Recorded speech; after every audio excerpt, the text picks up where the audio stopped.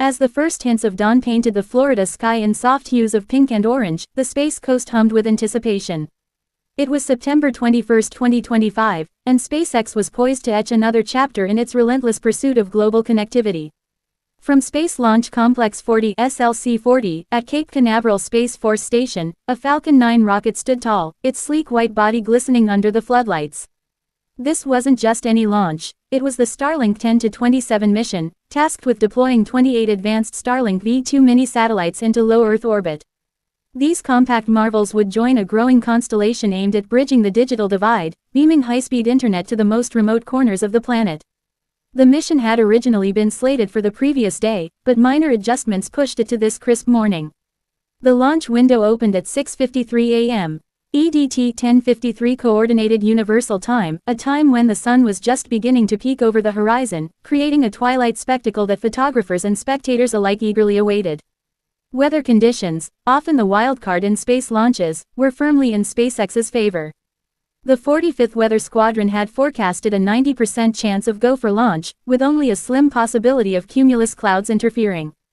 Dry air in the mid-levels will continue to limit daily lightning chances, the meteorologists noted, adding that any isolated coastal showers would remain distant and low-topped, posing no real threat to the cumulus cloud rule. At the heart of this endeavor was the Falcon 9 booster B-1085, a veteran of the skies on its 11th flight. This reusable first stage had already proven its mettle in high-profile missions, including NASA's Crew 9, the Fram-2 Polar Orbit Expedition, and Firefly Aerospace's Blue Ghost Mission 1. Reusability, SpaceX's hallmark innovation, wasn't just about cost savings, it symbolized a shift toward sustainable space travel.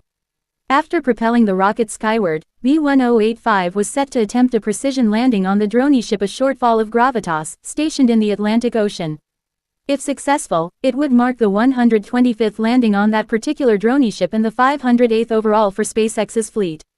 As the clock ticked down, teams at SpaceX's control center monitored every system with laser focus. The Starlink satellites, neatly stacked in the rocket's fairing, were the payload stars of the show. These V2 Mini versions represented the latest evolution in SpaceX's broadband network, smaller and more efficient than their predecessors, designed to provide seamless coverage and reduce latency for users worldwide.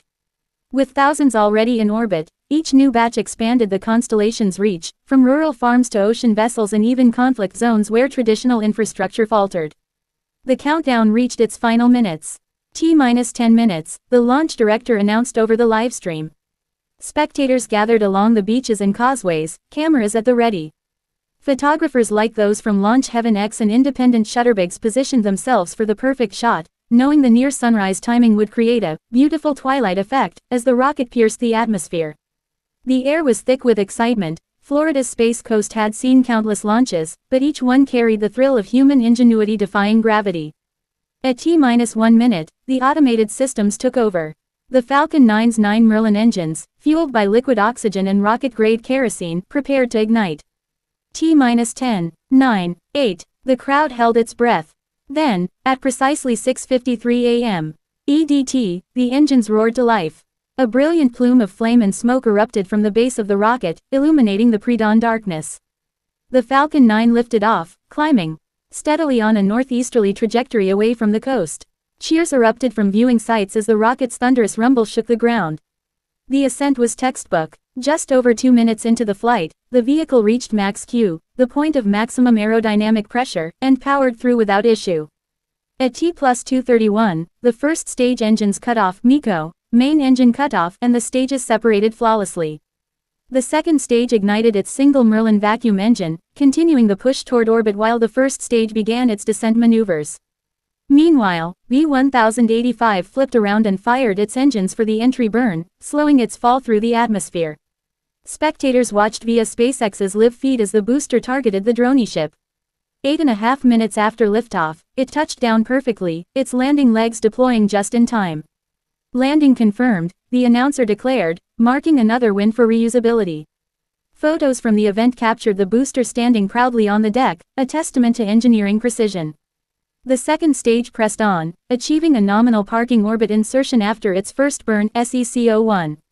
Images from onboard cameras showed the Earth's curvature against the blackness of space, a reminder of the mission's orbital ambitions.